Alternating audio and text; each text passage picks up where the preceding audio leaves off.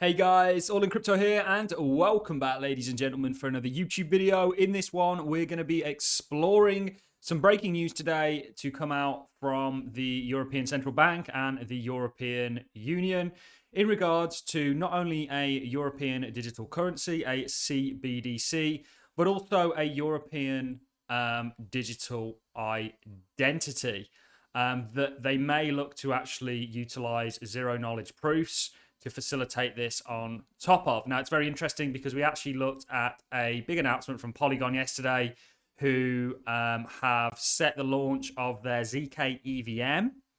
And we covered what this means and why it's a big thing for not only Polygon, but Ethereum in terms of scaling and being able to sort of, it's a key component for both Ethereum and Polygon if they are really going to see any kind of mass adoption. But Vitalik actually gave a bit of a pushback to this and said, why zero knowledge proofs or why zero knowledge KYC won't work. And we're going to get into all that in this video. But I really want to cover the two main headlines coming out from the European Union and, of course, the ECB. Europe considers a digital currency as it strives to counter US and China's tech dominance. And then we're going to talk about the digital IDs.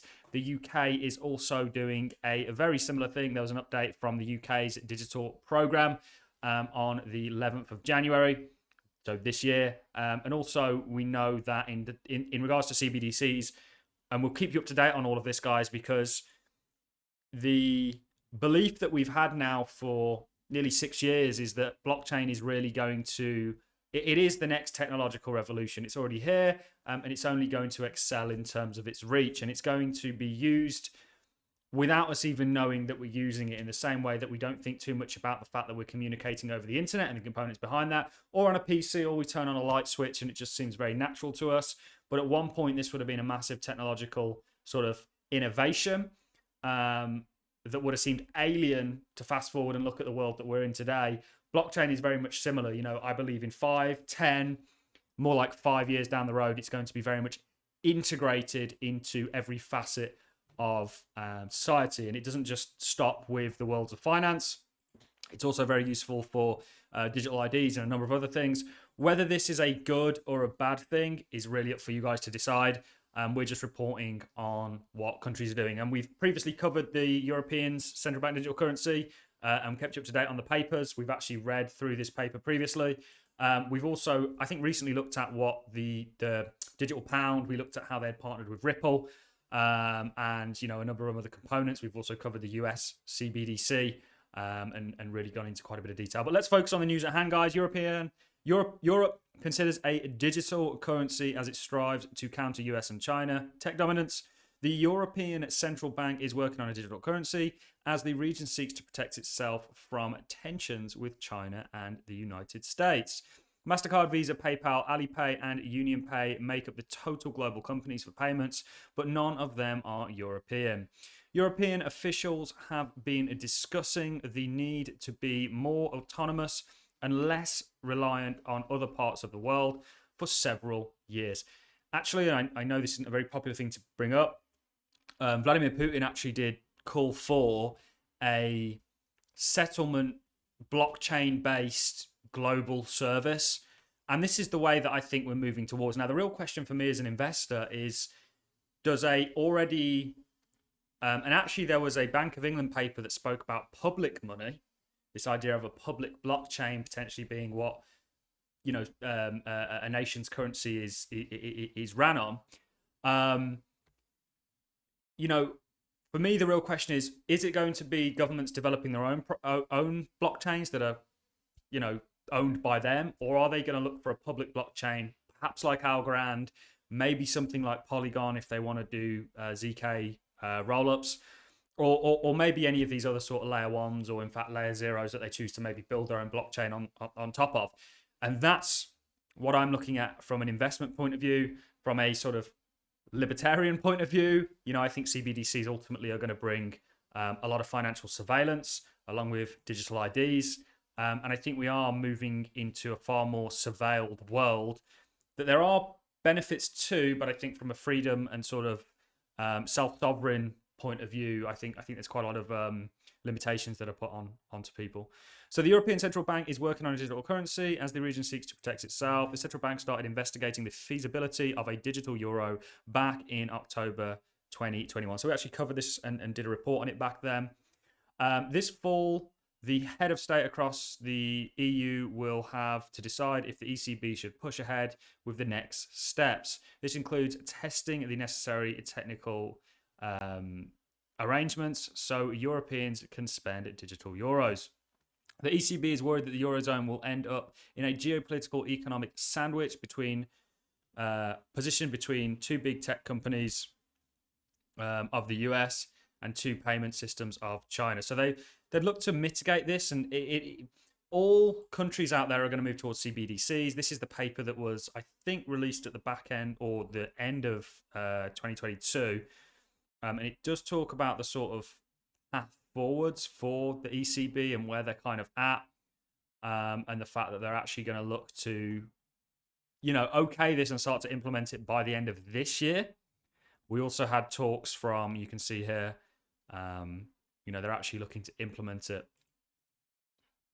sort of towards the end of the year. So they're going to make a decision, including advance on potential insurance digital dollars, its design and implementation. I recently spoke with a company that works with stellar lumens, and one main reason more so than anything why blockchain is going to be used for getting the surveillance aspect of it is because it's just simply innovative. The payment system as it currently stands is, you wouldn't believe it if you actually saw how it works. It is kind of like a switchboard system still. So there are many benefits with something being blockchain. You can't lose the money. You'll always know where it is. It's guaranteed to get there. You'll take out all sort of insurance risks on the back end of it. I'm 100% confident that blockchain is going to run the currency systems of the world. It's going to run everything, stock market, you name it, file keeping, record keeping, identities, government sort of logs and ledgers, supply chains, you name it, blockchain is going to do it. And there's going to be lots of jobs that are going to be lost as a result of that. Even in regards to things like law, there's going to be aspects of law which you can, cut out maybe a middleman in terms of the blockchain. And if anybody out there is that I'm maybe talking about an industry that you're in, this is very much coming, and we've seen this in prior industries like agriculture, the sort of factory industry, and a number of other things. But yeah, not to be too doom and gloom, but the digital euro keeps getting talked about. It's on the horizon. It's very much a given, I think, at this point. The real question for me is, who do they look to employ? We also had some news coming out today. The European Union discusses using zero-knowledge proofs for digital IDs.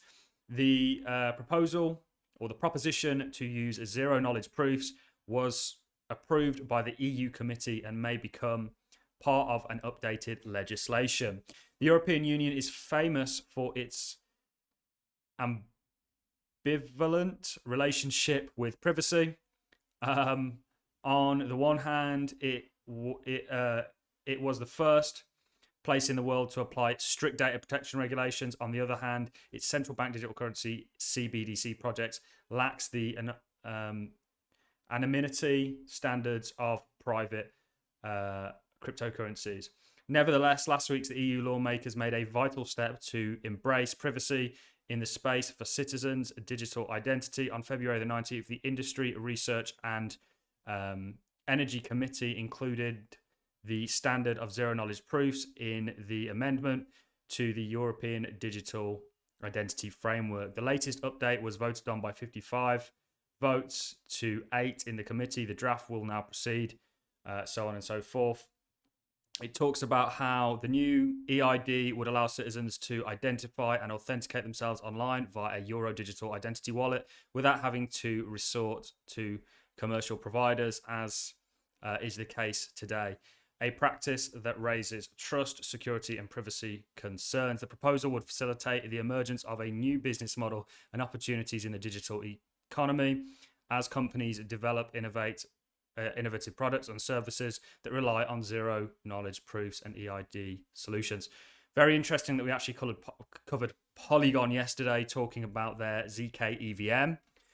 I said this was a big deal. Now, I'm not necessarily a Polygon or Ethereum. You know, they're not blockchains that I frequently speak about, but I am not. When I see innovation within the space, I'll talk about it. You know, at the end of the day, I'm a big fan of you know, I'm a blockchain enthusiast, and I really think that we are going to get a lot further as a space if we all pull together and you know, discuss these brilliant ways of innovating than if we sort of work against one another. Vitalik Buterin actually chimed in. He said, why zero knowledge KYC won't work? Blockchain technology, including zero knowledge proofs, it doesn't yet provide adequate solution for identity verification.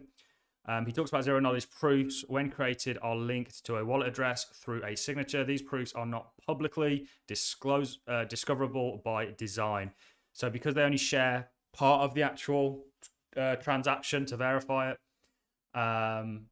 yet when a blockchain address interacts with a public smart contract that requires such a proof, the proof's existence becomes public, negating the privacy benefits of zero knowledge proofs. It is due to the design of the smart contracts running on public blockchains that create a public discoverable list of all inherent wallets.